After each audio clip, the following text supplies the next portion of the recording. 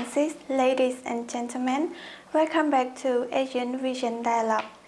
And today our topic will be about the Cambodia-China people-to-people exchange year, which will be focusing on its overview, its contribution to both countries, as well as the expectation for both relations in the future.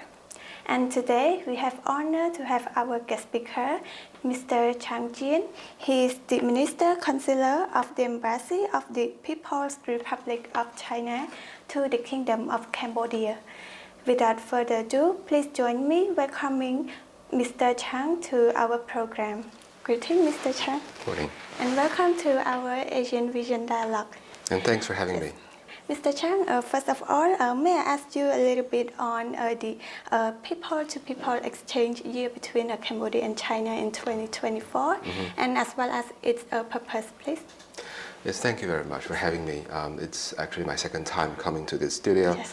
And every time we come to elaborate or discuss some matter of importance. Last time it was about the GSI, the Global Security Initiative of China, and this year about this China-Cambodia year of people-to-people exchange. In my mind, this is a natural extension and logical next step for the China-Cambodia Friendship Year, which was 2023. And it also happens to be the 65th anniversary of the diplomatic relations between China and Cambodia. Yes. So last year we had a very heavy schedule for high-level visits. His Majesty was in China on 3 occasions. Yes. He was also at the Hangzhou Asian Games. Samdech Teju and Samdech Tibetai went to China on 2 official visits. Samdech Tibetai was actually in China 3 times, also including visiting with Samdech Teju and his own official visit, and also he went to China to attend the 3rd BRI summit. Yes. So while the leaders met, the schedule is very packed. It was not only about the formalities of welcoming ceremony or welcoming banquet. They had a lot of matters of importance to discuss, including, for example, high-level visits, political mutual trust, and areas where our national development strategies might engage, and many other sectors. So people-to-people exchange has always been a crucial part of the dialogue between the leaders of both countries. Yes. Last year, during the February visit of Samdech Teju, our 2 countries had a diamond cooperation framework encompassing 6 areas. Say, for example, including the political mutual trust, production capacity, energy, agriculture, security, and people-to-people exchange. Yes. So people-to-people exchange is one of that 6 areas of diamond cooperation framework. Yes. And this topic was also covered and highlighted in both the joint statement and the joint communique released between the 2 governments, the 2 countries, in the 2 official visits. So it is very visionary and incisive for leaders of both countries to pinpoint people-to-people exchange as one priority between the 2 countries, because our ironclad friendship is underpinned by the exchange of peoples and by the understanding of each other. We have an ironclad friendship, which means that we take to the heart what the other party wants the most, what means the most to the other party. And as we understand, tourism is very high on the agenda of the royal government to boost economic growth. So having Chinese tourists here is one very important step, and this is one question we have been asked many times over the course of the last year. When are the Chinese tourists coming back? They are actually coming back, but we definitely hope they could get back to pre-pandemic levels and even go beyond. So this is one of the very underlying philosophy of that, to try to work with the Cambodian side to boost tourism. But that is only the first surface. We want to have an array of tools to boost our bilateral relations and to help our Cambodian friends in more than one way. So that includes tourism, but not limited to this area. Say, for example, education, youth exchange, health cooperation, like digital transformation, Yes.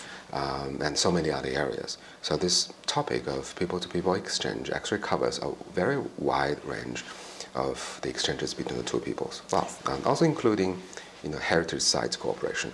So we believe that with this tool set, with this theme, that this year we will have the good story to report. But having said that, the year of people-to-people exchange for 2024, it doesn't stop with the passage of 2024. Yes. This exchange between the peoples actually is a very underlying theme. So we have a launching ceremony, but this is going to be a continuing theme for our work for many years to come. Thank you. Thank you, Mr. Chang. And more important is more than 60 years of the friendship between Cambodia and China.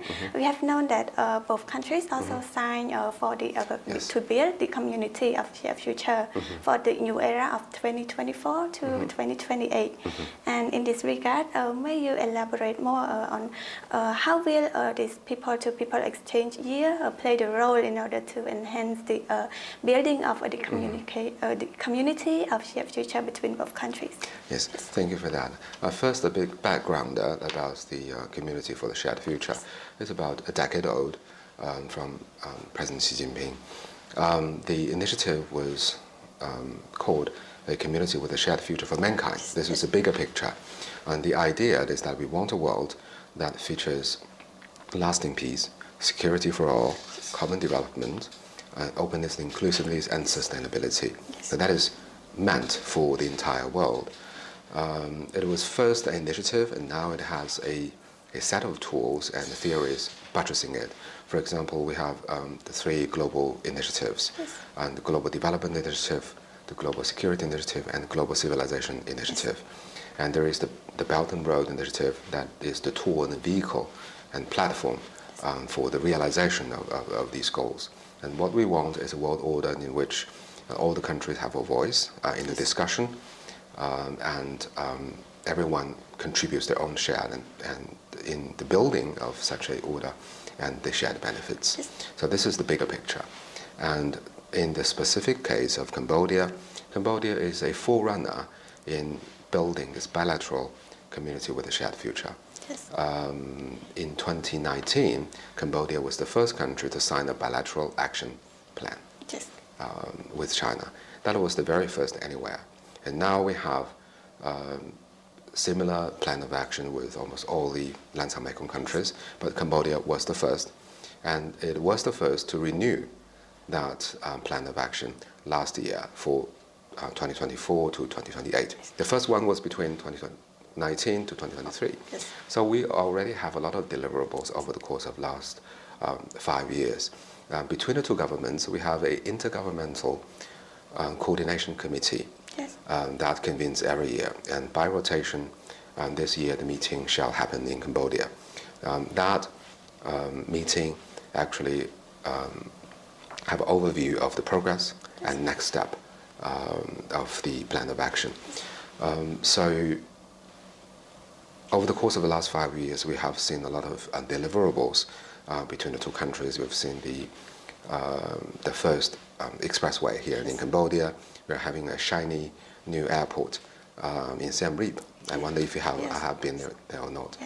And many bridges built, many roads built, and those were the hardware side of this community with a shared future.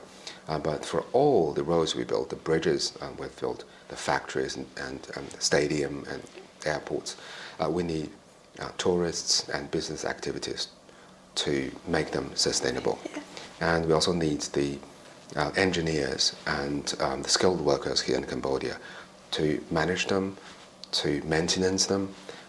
So the people-to-people exchange is the underpinning theme that nourishes bilateral cooperation in all the fields. Now we are building this community for the shared future. I think our success is in part due to the fact that we have a shared past. So if you look back 2,000 years, there was Funan, recorded in ancient Chinese scriptures. And 1,000 years ago, there was Zhenla when Zhou Daguan came in the late 13th century. 500 years ago, Zheng He came to the shores in his voyages on the seas. And over the course of the last a couple of centuries, many Chinese came to Cambodia, and they work and they live side by side with their Khmer friends. Yes. And they have melted and fused very well into the local communities, become part of this country. So many of our Chinese friends, when they first come to Cambodia, they are surprised at a number of things. For example, how dynamic Cambodia is. And another thing is how similar we are in many of the cultural symbols and our core values. I think that is partly the reason why we could have been so successful in moving forward our community with a shared future, because we have a shared past that could be found in ancient scriptures, that could be found on the walls of the murals of the Angkor Thom, and also many present-day examples.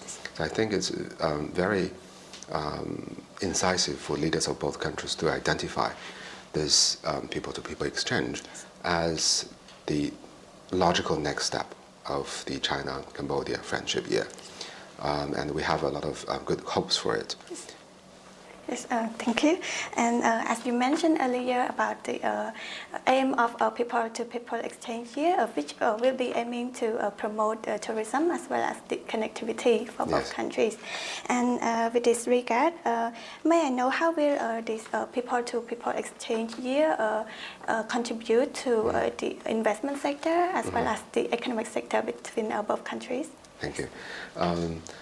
Well, China has been Cambodia's top trading partner for many years and top foreign investor for many years. And last year, despite the world trade was not that strong, but our trade continued to flourish. And Cambodian exports to China increased not only in value but in varieties. And, for example, our embassy has worked very hard to introduce more Cambodian farm producers to China, one after another. So our economic bonds are already very strong. And I think people-to-people exchange can help improve and strengthen these bonds in a number of ways. The first layer, the most obvious one, is to attract more Chinese tourists and businessmen coming to Cambodia to visit.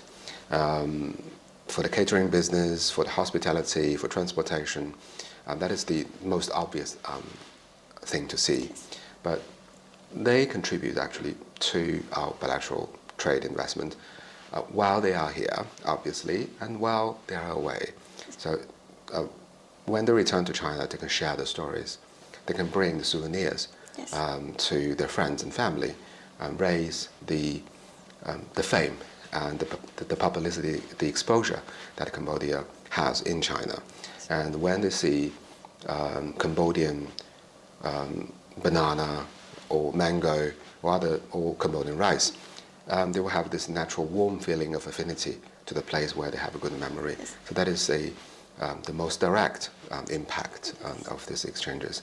And the next step is that when they come to Cambodia, they feel the friendliness of the people and the environment and the enormous capacity and the potentials. There will be this new desire to come to invest and do business. For example, we have many Chinese colleagues and friends coming, and when they are on board a plane, they could see the vast expanse of land below. And a natural question is, wow, there are so much untapped potentials. That is for one side. And the other is that when they learn how good the bilateral relations are and how stable the political landscape is and the improving infrastructure, they will have this desire to come here for doing business. So I think this is the second layer. And the third one is through exchange of youth and education. Now every year the Chinese government provides 150 government scholarships, plus or minus, to Cambodia for undergraduate, for master's degree, and further advanced degrees. And that number is going to rise significantly from next year. So at any given time, there will be thousands of Cambodian students studying in China. And one thing that we offer is the benefit is that we don't only offer degrees or courses in management or arts or literature. We also offer engineering and science courses. So that, from our point of view, is a very crucial element for Cambodia to move up the value ladder. Yes. To realize Cambodia's aim of becoming a high-income country by the year of 2050, Cambodia needs to industrialize, building on its own potentials in agriculture and everything else, and to tap into the very rich resources of the human resources. Now, in Cambodia's job market, if one understands Chinese, can read or speak Chinese, the pay is normally higher than if he can or she cannot. Cambodian students can learn Chinese from local community-supported Chinese schools. They can learn Chinese at Confucius Institutes. We have 3, and soon going to be 4. And they can go to China for studies. And there are government scholarships. There are also scholarships provided by different government ministries and also universities. So we look forward to expanding those degree programs and also short-term exchange programs so that we plant seeds for the future. And that will, in turn, make Cambodia attractive, not only to Chinese investment, but also to investors from all over the world. Yes. Thank you. Thank you. So my last question for today's discussion is how do you expect from this people-to-people exchange year? And more importantly is how should both countries do in order to enhance or strengthen both relations in the future? Actually, we already have a plan. The embassy has identified about over 40 events to be carried out throughout the year, but that's not the limit. Every day we are discovering new potentials. Yesterday at the dinner table, we identified 2 potential programs. For example, short-term visits of middle school students, and also the Chinese medicine in the prevention and treatment of dengue fever. So every day we are adding new things to the list. We had a launching ceremony earlier this month in Siem Reap. We organized hundreds of Chinese tourists, and we had a Chinese art performance in Siem Reap. So that was the start. But we hope that through these events and the mobilizing of resources, we could have the peoples of both countries to understand each other better, to increase the exposure, our exposures, so that we could have more people coming to Cambodia, more people going to China, have more capable Cambodian young people going to China for further studies. We can have more Chinese schools coming here to Cambodia to offer their expertise, so that throughout the year we could raise the people-to-people exchange to a new level. It's not a one-sided story. Just having Chinese tourists coming to Cambodia, or having Cambodian students learning Chinese, it actually goes both ways. So our aim is very high. We are very ambitious, but the real work has to be done step by step. There are always friends to make, opportunities to seize, and bottlenecks to break, and the stories to tell. And having said that, it is not a Chinese project, it is not an embassy project. This is a joint endeavor by both countries. And for that, we have to thank the Cambodian government, the Ministry of Tourism, the Ministry of Culture and Fine Arts, the Ministry of Education, Youth and Sports, the Ministry of Foreign Affairs and International Cooperation, who have all contributed a very large share to this joint venture of ours. And hopefully with joint effort, next year, or next time we meet, I will have more good stories to report. Thank you so much, Mr. Chang, for your insightful sharing to our topic on Cambodia and China people-to-people exchange year. And I think our discussion now has come to an end. Thank you once again, Mr. Chang. Yes, and see you again in the next episode.